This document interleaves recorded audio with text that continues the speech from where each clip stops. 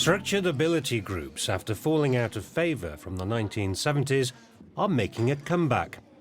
Primaries, as well as secondaries, are adopting sets based on ability, especially for core subjects. But they don't come with any guarantee of improved achievement. That depends on how they are run and organised.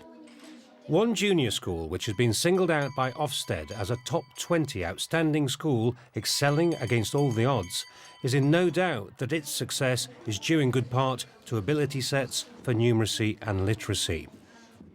We visited the school to find out how setting is applied. Key to the school's approach is making the right assessment of every child and then moving them promptly upwards or downwards. The sense here is that most parents and children are happy with how it works. But of course, this isn't always the case. There's only been one case since I've been here where I've had to have a series of conversations. In the end, my point of view and the supporting data was accepted. What happens if the pupil objects? That has happened on a few occasions where the pupil has said that they really don't want to go down.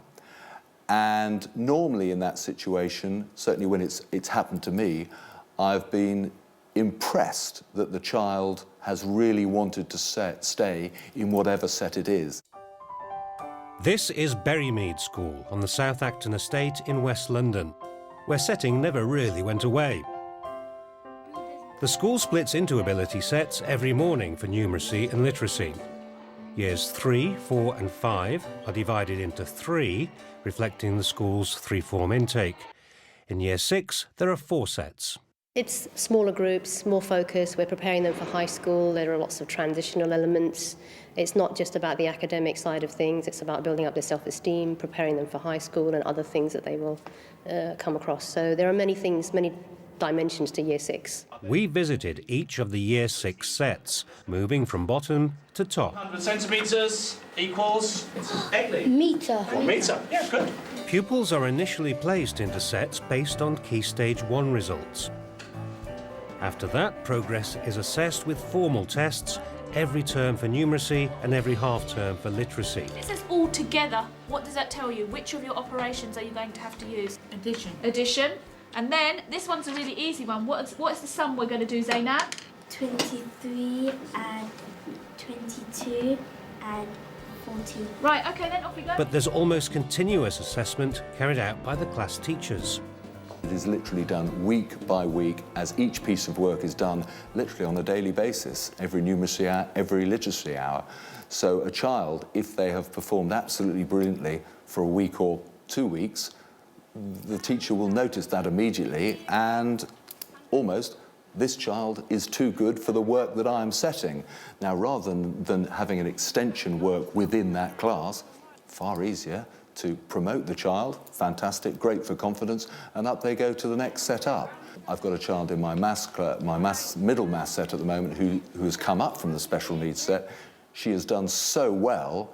We've got a test coming up next week, our QCAs, and my guess is that she will do really well in that and she'll go up to the top set. So within the space of about 4 months, she has gone from special needs to top set, and that is how flexible it is if a child really does well. Well, if I say round to the nearest tenth, don't say, how many decimal places am I going to have? 1. If I say round to the nearest hundredth? 2. Okay, so that's what you need to remember. Right, both of you. Round that number to the nearest hundredth. So how many decimal places? 1. No, 2. 2. Go. Of course, pupils may be moved down, but they're always told why. There's a conversation that takes place between the teachers and the child. So we're quite frank and open, actually, with children. We look at their targets, whether they've achieved them, we look at their data, and we'd have a frank conversation. Kelly chooses a section of a newspaper. She draws a bar chart of the number of letters in each word. What fraction of the 50 words have more than 6 letters? Parents are also informed in advance if their child is about to be moved. We would try and give as much of a period of time's notice so that the parent, if they were able to help their children, whether it was with English or maths, some of course can't, but if they were able to do that, then they could intervene and try and encourage their child to stay in that set. If a pupil resists a move, which happens very rarely, they're often given another chance to prove themselves. It's more likely that objections come from parents. In that case, I've had extended conversations with particular parents where I've produced data and justified our position and tried to make a convincing argument that it's actually for the child's benefit, that they just have that little bit of extra support in a smaller group, in a focused way, with differentiated work, just until they make up the difference or improve. There's only been one case in recent years of a parent continuing to object after meeting staff. As we discovered from parents at the school gate, there's no lack of confidence or trust in the school. If I see something reasonable, then I don't need to complain. If I just see that there's something different, then I still have to keep on, see. And then if it is needed, then I have to complain, yes, of course. How would you feel if the teachers turned around and said, I'm afraid your son is going to go down a set? Would you accept it? I accept it, providing they got some kind of, much information they can give me. So then I can work out, okay, why all of a sudden 1 minute he's in high set, why all of a sudden he's dropped down to middle set or low set. If he's not doing very well up, then of course the teacher will move him, but due to his capability, I wouldn't advise them to move him down until they see he's underachieving. You'd accept their decision if you saw the evidence? If I see the evidence, yeah. If they moved me to a lower set, I would ask the teacher why. And if it's a good reading, I'll just leave it. This parent governor believes parents are supportive of setting because they recognise it eases the pressure on children who are newly arrived.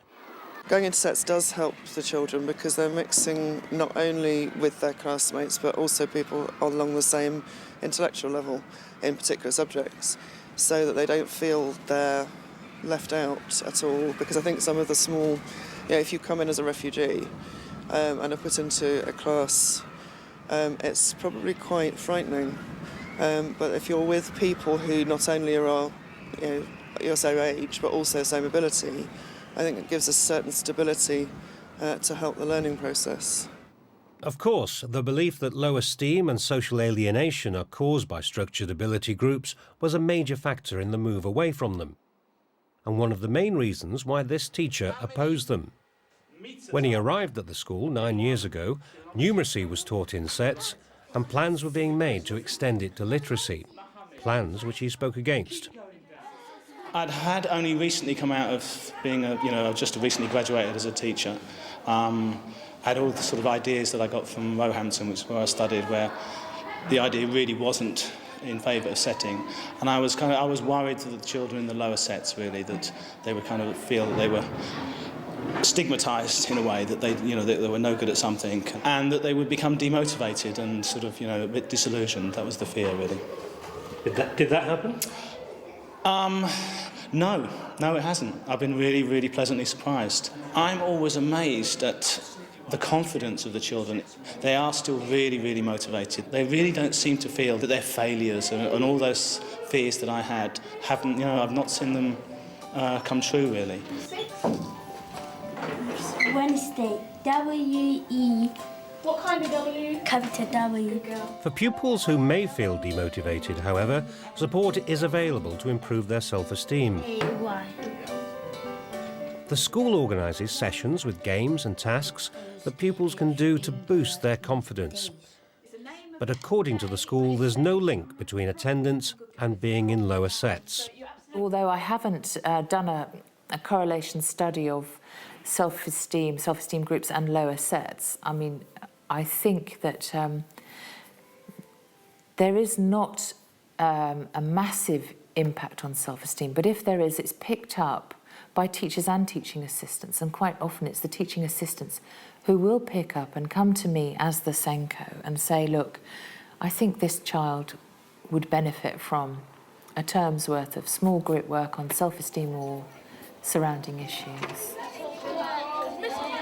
There has been some discussion about extending setting to other subjects, but the school's wary about undermining the relationship between teachers and their classes. Choose 4 important parts in that story, and you're going to plot them on the graph. If you go to sets for every different subject, I think you lose something.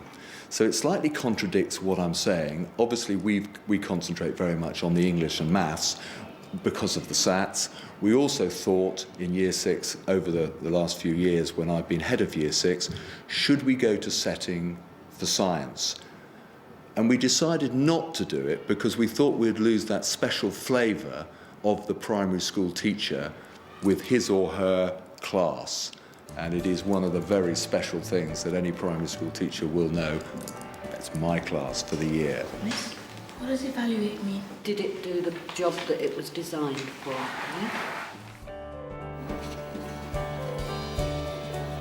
What we're going to do today, we're going to do some shared writing. We're going to create an advert for Hannah's mobile phone.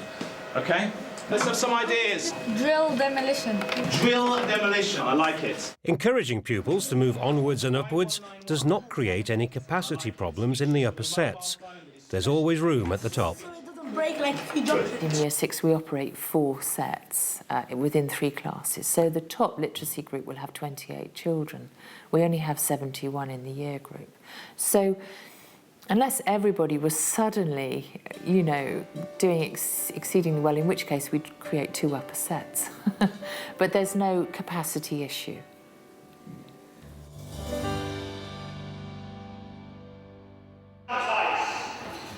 There's also a drive to improve away from the classroom. School sports teams excel in local tournaments, and pupils can be seen pushing themselves in sports old and new. This pupil is a champion cup stacker, with hopes of competing in the World Championship. It's an ethos of needing to succeed that the head is keen to promote and happy to defend.